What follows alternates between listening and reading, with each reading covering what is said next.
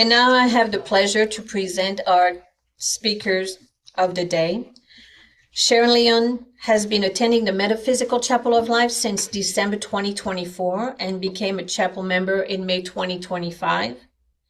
Sharon was raised in the conservative Baptist faith, but began her exploration of metaphysics and psychic development at the age of 17, when she was introduced to the teaching of Edgar Cayce. She became a lifelong learner in these areas and continued her studies today. Sharon currently serves as an evidential psychic medium at the chapel's psychic fairs and is developing her skills as a presider and message bearer for the chapel. Please join me in welcoming Sharon Leon to the podium.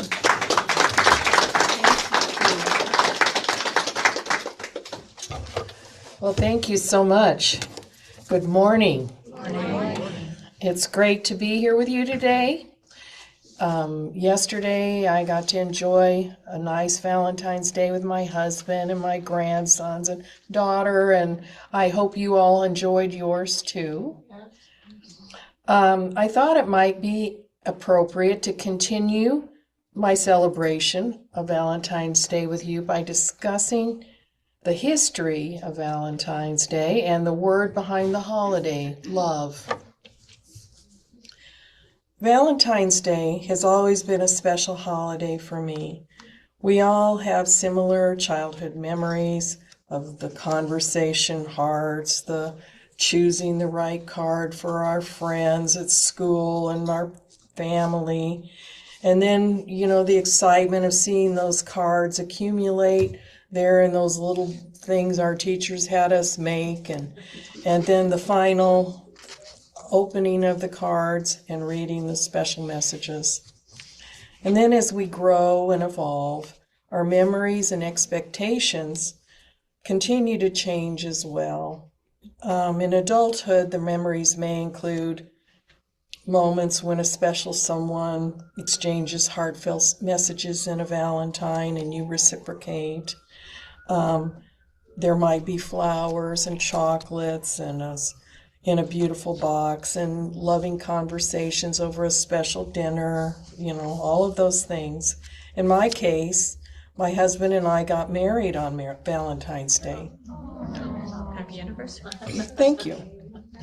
And he jokes to all his friends, yes, she wanted to get married on Valentine's Day so I wouldn't forget. And that's probably true, mostly true. But regardless, I enjoy reflecting on our wedding day as well. How has this day become so important to us? Let's investigate the history. Valentine's Day, also known as Saint Valentine's Day, originated as a Christian feast day honoring one or more martyrs named Valentine. Apparently there were several of them, who lived during the 3rd century. The one that seems to be most relevant is Saint Valentine, who was a priest in Rome and defied the emperor's decree that prohibited marriages for young men because he thought young men made better soldiers if they didn't have a family that they were worrying about at home.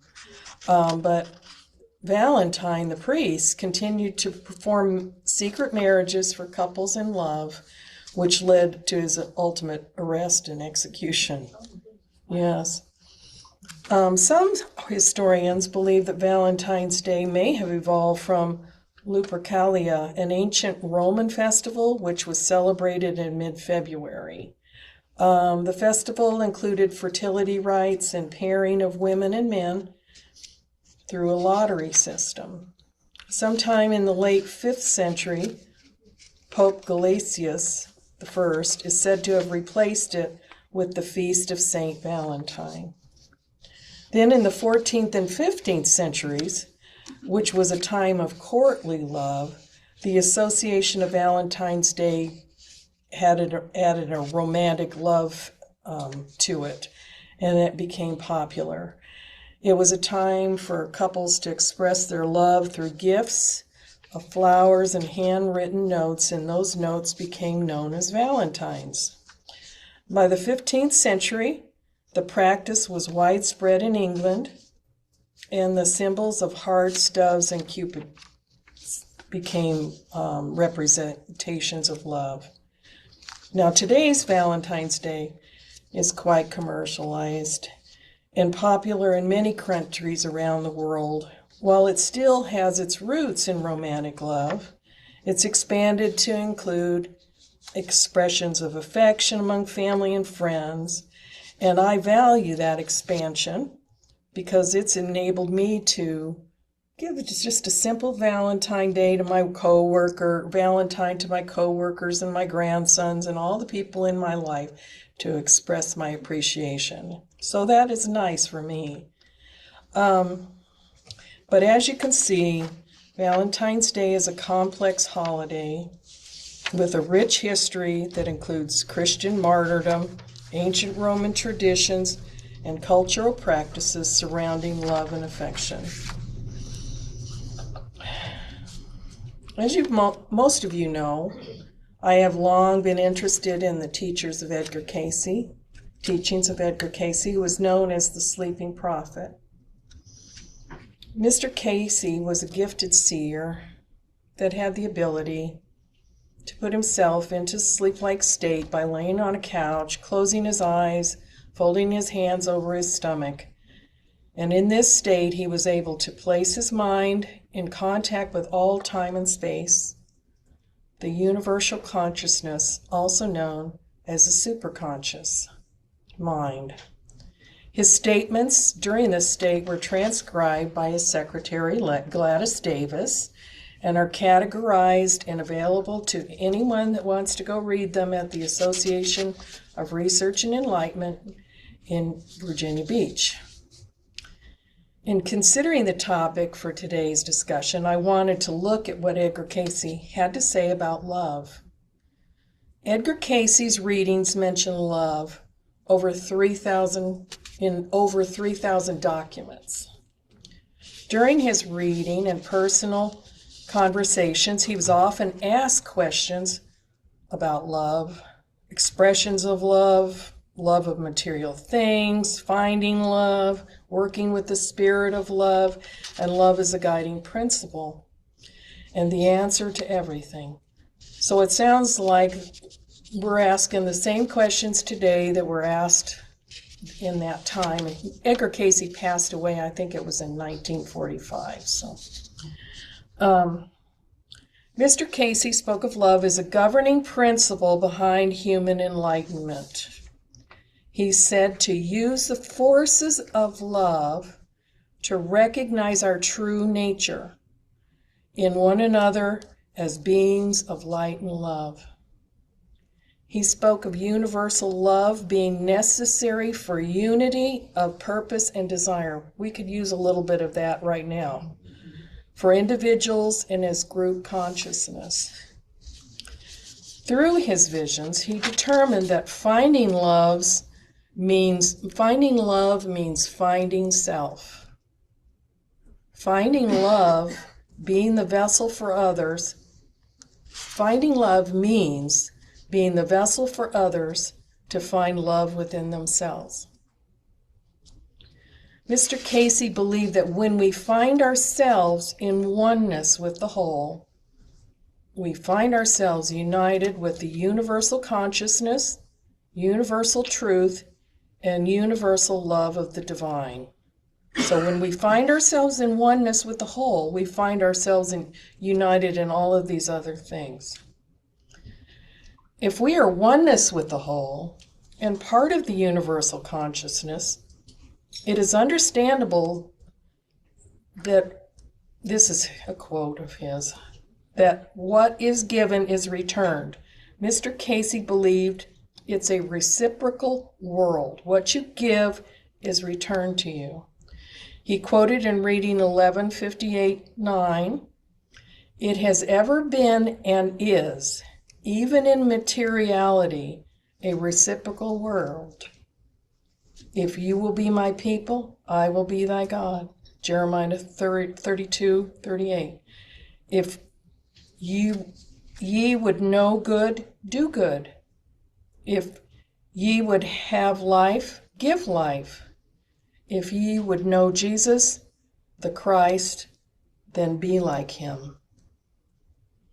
In looking at love with the belief that this is a reciprocal world, Mr. Cayce relayed in reading 1651 that if ye would have love, ye must show thyself lovely. If ye would have friends, ye must show thyself friendly. If ye would have peace and harmony, forget self and make harmony and peace in thy associations. So oft is the ego so enwrapped in self that it feels it will lose its importance, its place, its freedom. Yet to have freedom in self, give it. To have peace in self, make it, give it. In the manner ye do unto the least of these ye meet day by day, so do it unto thy God. Matthew 25:40. In giving out ye receive. In helping the discouraged ye found courage. In helping the weak ye become strong. So he believed that what we give is what we receive. Mr. Cayce had other thoughts regarding love. What is the law of love? It is giving in action without force or reward. In other words, we give without being pressured and are not expecting any kind of compensation or gratuity. Love grows, love endures, love forgives, love understands, love looks at things as opportunities when others would feel they were hardships. Love is not to be confused with affection or passion. Love is of God. It is a creative and all-giving force. When duty, love, and reason are one, the unconsciousness approaches near that of universal love.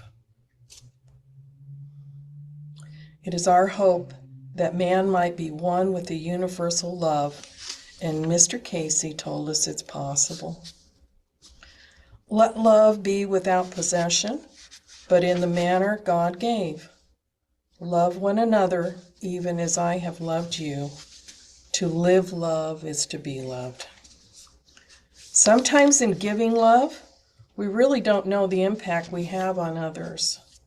I'd like to share a story my friend Charlie told me of his time serving as a health professional. Charlie was working in radiology and didn't have the option of picking and choosing the people he served. One day he was asked to treat a man being held in custody of law enforcement. The man came in for treatment wearing chains. His treatment was extensive and included several appointments. The man didn't attempt to be friendly or talk to Charlie. He just generally looked menacing. And Charlie didn't have any special technique for this situation, but he chose to treat the man just as he would any other patient. And over the course of the treatment, Charlie really didn't get any feedback. But when treatment finally ended, much to Charlie's surprise, the man gave him one of the best reviews he ever received. No surprise to me, because Charlie is always a loving, caring man. But my guess is this man felt Charlie's unconditional love and commitment to his patients. This is probably not something this man was used to receiving. Charlie's love got through and was appreciated. It's my belief that we should all strive to live in love, regardless of the circumstances. It's part of living in the light of our Creator. Rather than expressing love in response to holidays and special occasions, we should live love throughout our lives. I know I am speaking to the choir with those of you here today, but maybe it will make us more aware of the impact love has on others and experience the reciprocal world Mr. Cayce spoke about. Thank you for being here today and allowing me to speak about these matters. I hope you have a very blessed day.